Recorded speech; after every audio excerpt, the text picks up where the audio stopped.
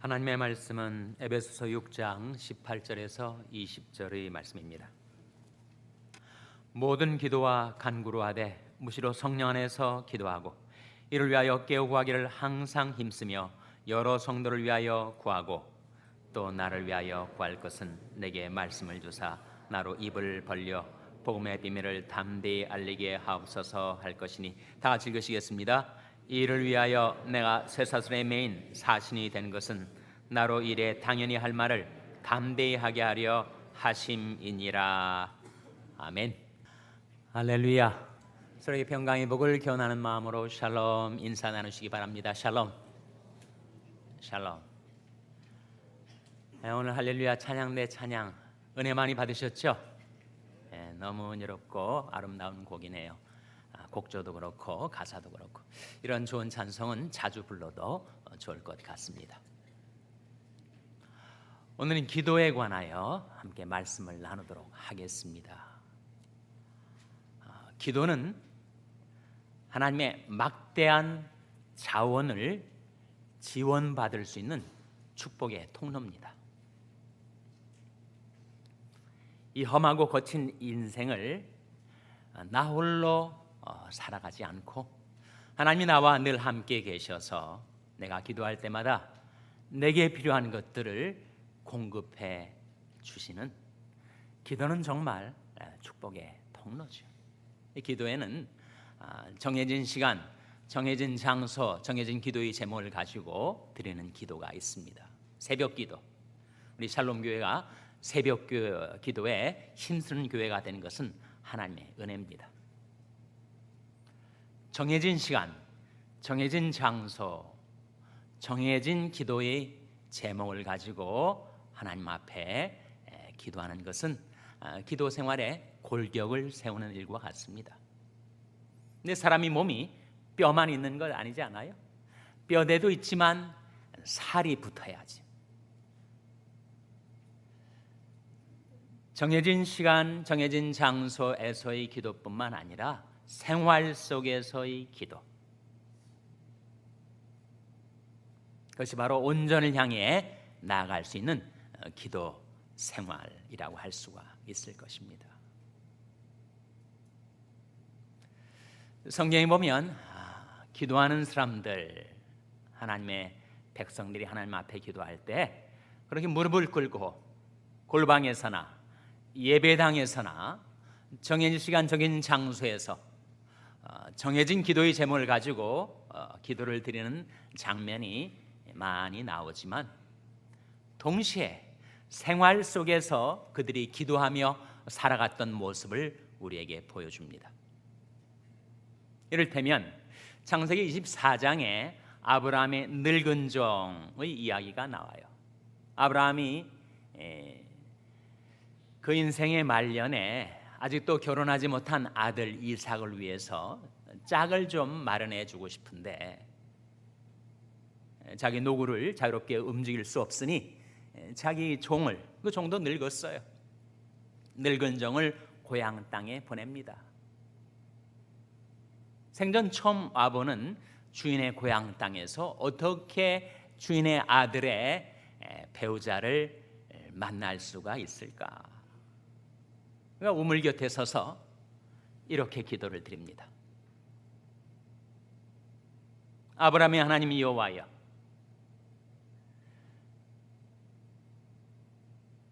늙은 주인 아브라함의 아들의 배우자를 제가 순적하게 만나게 하셔서 우리 주인에게 하나님 은혜를 베풀어 주시옵소서. 그런 기도를 드려요. 골방에서 드린 것, 예배당에서 드린 것 아니고 우물가에 서서. 그래서 막막하죠. 어떻게 내 주인의 아들에게 맞는 배우자를 내가 만날 수 있을까? 그러나 그가 먼저 하나님 앞에 기도드립니다. 하나님께서 나로 순종하게 만나게 하셔서 내 주인 아브라함에게 은총을 베풀어 주시옵소서. 기도를 했더니 기도를 하자마자 누구를 만나게 되죠? 바로 리브가를 만나게 됩니다.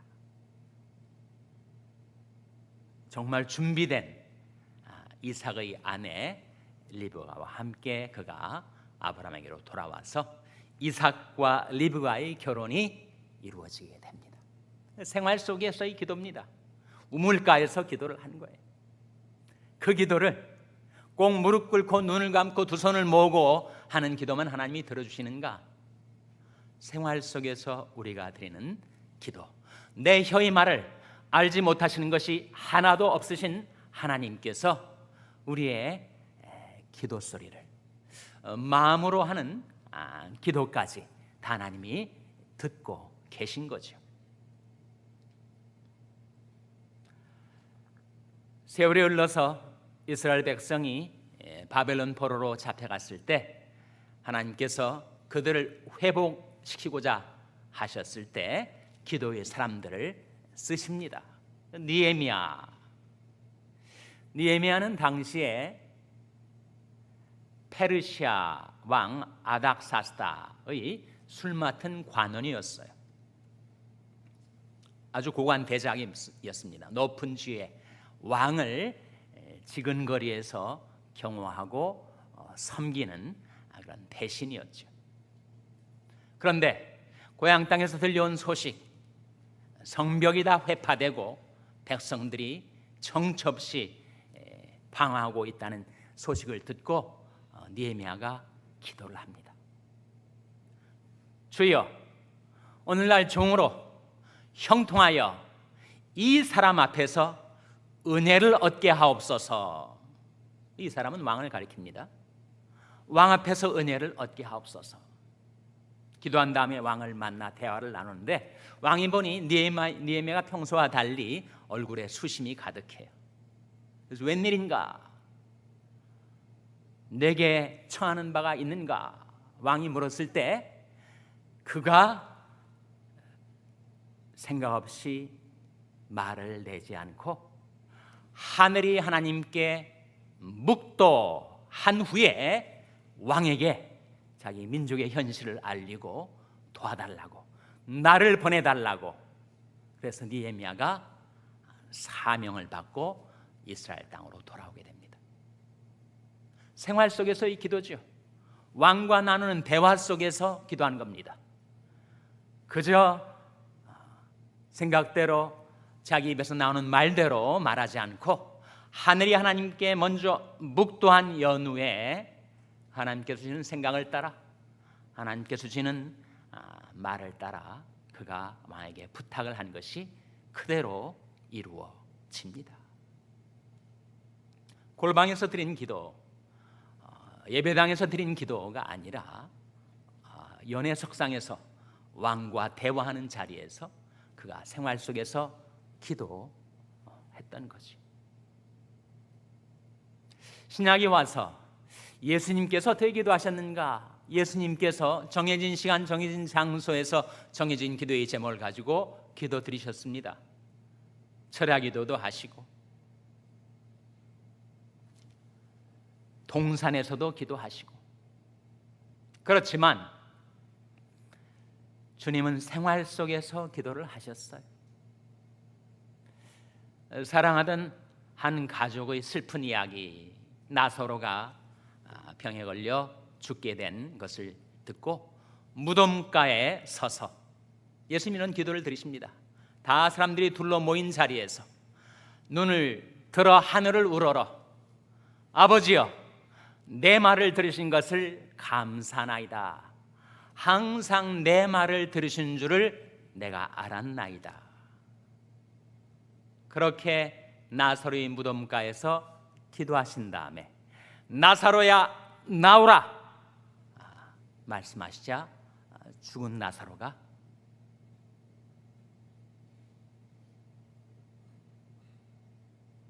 시신을 둘렀던 모든 헝겊과 옷, 그 모습 그대로 무덤에서 걸어 나와요. 생활 속에서의 기도입니다. 아버지여, 내 말을 들으신 것을 감사나이다. 사람들과 함께 있는 자리에서 우리 주님은 하늘이 하나님께 기도하셨습니다. 항상 내 말을 들으시는 줄을 내가 알았나이다. 요한복음 11장에 나온 말씀인데, 요한복음 12장에 가서는 헬라인들까지 예수님의 소문을 듣고 찾아왔어요. 그때 예수님께서 헬라인들이 인터뷰를, 면담을 요청했을 때 먼저 이렇게 말씀하십니다. 한 알의 밀이 땅에 떨어져 죽지 아니하면 한 알 그대로 있고 죽으면 많은 열매를 맺느니라, 이렇게 제자들에게 말씀하셨습니다. 주님 말씀하신 그 한 알의 밀은 뭘 가리키죠? 뭘 가리킵니까? 바로 우리 주 예수 그리스도 자신을 가리킵니다. 한 알의 밀이 땅에 떨어져 죽지 아니하면 한 알 그대로 있고 죽으면 많은 열매를 맺느니라. 이제 곧 닥쳐올 주님의 십자가 사건을 예고하신 것이죠. 그런 다음에 제자들과 함께 있는 자리에서, 헬라인들이 면담을 기다리고 있는 자리에서 주님은 또 이렇게 기도를 하십니다. 아버지여, 이 때를 면하여 나를 구원하여 주옵소서. 그러나 내가 이 때를 위하여 왔나이다. 아버지여, 아버지님이 영광을 받으시옵소서. 기도입니다. 생활 속에서의 기도. 하나님께서 우리 주님의 그 기도를 들으시고 받으시고 그대로 이루어 주셨죠. 예수님은 십자가를 지시고 만인의 죄를 대속하시고 하나님의 이름이 영광을 받으셨습니다. 그래서 성경에 몇 사례만 지금 살펴봤지만 그렇게 정식으로 드리는 기도뿐만 아니라 생활 속에서 우리가 하나님께 드리는 기도를 하나님이 들어주신다. 우리도 생활 속에서 기도하며 살아야 될 텐데 어떤 기도를 해야 되는가?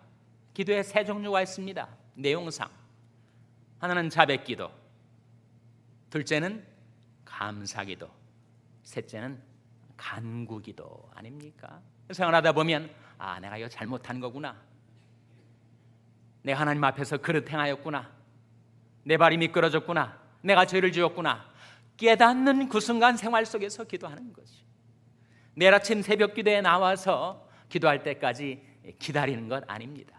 즉시 자백기도는 죄를 깨달을 때 기도하는 거예요. 하나님, 제가 또 실수했습니다. 제가 잘못 말했습니다. 제가 불순종했습니다.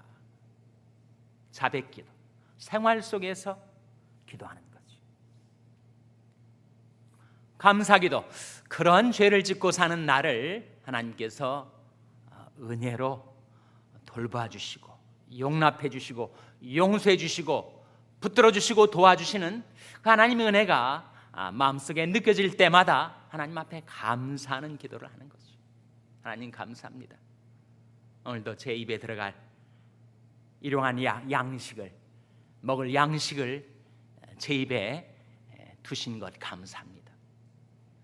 저는 일일이 다 챙기지 못하지만 저희 자녀들의 삶 가운데 하나님이 표심팔 강한 손으로 그들을 붙드시고 도우시고 인도해 주시고 계신 것 감사합니다. 하나님의 은혜가 깨달아질 때마다, 마음속에 느껴질 때마다 그 기도를 미루지 말고 깨닫는 그 순간 감사기도 드리며 사는 거죠. 또한 간구기도, 간구의 필요성을 느끼지 않을 인생은 없습니다. 늘 우리 마음속에는 이런저런 간구의 제목, 또 마음의 소원들이 생기게 되죠. 그때 미루지 말고 생활 속에서 하나님 앞에 구하고 아뢰라. 야고보서 4장 2절 말씀에 너희가 얻지 못함은 무엇하지 아니하며 라고 했습니까? 구하지 아니하며. 하나님과 우리의 관계뿐만 아니라 세상 살이에 있어서도 사업을 하든지 직장 생활을 하든지 그때 한마디 말만 내가 했더라면 정말 달라졌을 텐데 마음이 위축되고 눌려서 여러 가지 근심, 걱정, 두려움 때문에 그때 부탁을 안 해가지고 그것을 잃어버리게 된 기회가 얼마나 많았던가. 사랑과의 관계도 그럴진데 하물며 하나님 앞에서 너희가 얻지 못함은 구하지 아니하며, 구해야 됩니다. 마음속에 기도의 제목이 떠오르고 마음의 소원, 절실한 소원이 생겼을 때 그때 즉각 하나님 앞에 아뢰라는 거예요. 아무것도 염려하지 말고 오직 모든 일에 기도와 간구로 너희 구할 것을 감사함으로 하나님께 아뢰라. 간구 기도지. 생활 속에서 드리는 자백기도, 감사기도, 간구기도가 있어요. 좀 더 구체적으로 여러분이 생활 속에서 기도를 도울 수 있도록 3가지 기도문을 여러분에게 소개를 합니다. 이 기도문을 여러분 꼭 마음속에 간직하셔서 생활 속에서 그 기도를 좀 드리세요. 첫째는 교회사 속에서 The Jesus Prayer로 알려진 기도문입니다. 한번 따라서 해보세요. 주 예수여, 나를 긍휼히 여기소서. 다시 한번 주 예수여, 나를 긍휼히 여기소서. 그 기도 좀 하세요. 누구든지 주의 이름을 부르는 자는 구원을 얻으리라. 성경은 약속했습니다. 주 예수여, 나를 긍휼히 여기소서. Lord Jesus, have mercy on me. 이것은 2000년의 교회사에서 경건한 하나님의 백성들이 많이 사용했던 기도문인데 그것이 어디에서 나온 것일까? 성경에서 나온 겁니다. 마가복음 10장 47절에 거짓 소경 바디메오가 다윗의 자손 예수여, 나를 불쌍히 여기소서. 그것이 바로 Lord Jesus, have mercy on me. 주 예수여, 나를 긍휼히 여기소서라는 기도예요. 살다 보면 내 발이 미끄러질 때가 있습니다. 내 마음속에 온갖 세상의 상념과 번뇌가 내 마음을 가득 채울 때가 있어. 내가 이런 기도를 하며 살면 어떻게 되는가? 여호와여, 내 발이 미끄러진다 말할 때 주의 인자하심이 나를 붙드셨사오며 내 속에 생각이 많을 때 주의 위안이 내 영혼을 즐겁게 하시나이다. 우리는 하나님의 긍휼을 받아 사는 자들입니다. 나중에 우리가 죽음의 병상에서도 그때도 내가 오직 바랄 것 주 예수 그리스도의 긍휼밖에 없어요. 성경에 이렇게 말씀하지 않습니까? 사랑하는 자들아, 너는 너희 지극히 거룩한 믿음 위에 자기를 건축하며 성령으로 기도하며 하나님이 사랑 안에서 자기를 지키며 영생에 이르도록 우리 주 예수 그리스도의 긍휼을 기다리라. 살고 죽을 때 우리가 바라고 의지할 것은 주님의 긍휼밖에 없다면 우리가 어떻게 생활 속에서 기도하며 살아야 되는가? 무슨 일을 당하든지 무슨 어려움을 겪든지 주 예수여, 나를 긍휼히 여기소서 하는 기도문 여러분 기억하시고 간직하시고 생활 속에서 활용하시기 바랍니다. 두 번째 기도문, 시편 141편 3절에 나온 말씀인데 한번 따라서 해보시기 바랍니다. 여호와여, 내 입 앞에 파수꾼을 세우시고 내 입술의 문을 지키소서. 정말 우리에게 필요한 기도문입니다. 내 인생을 망가뜨리는 것은 다른 사람이 아니고 안 좋은 삶의 조건과 환경이 아니라 내가 말을 잘못해가지고, 우리 말에는 죽고 사는 권세가 주어져 있는데 혀를 잘못 쓰고 말을 잘못해서 내 인생을 그르치고 낭패를 당하게 되는 것이 있단 말이죠. 그러니 내 마음에 흥분이 되고 도발을 받고 자극이 되고 내 마음이 격동된 상태에 있을 때는 말을 내지 말아야 됩니다. 꾹 참아야 돼요. 그때말로 침묵은 금입니다. 그런데 속이 근질근질하고 말하고 싶어가지고 그냥 말을 내뱉었더니 나중에 주워 담을 수도 없고 두고두고 후회한 낭패스러운 일들이 우리 삶 속에 있으니 하나님, 내 입 앞에 파수꾼을 세워주시고 제 입술의 문을 지켜 주옵소서. 그 기도가 필요해요.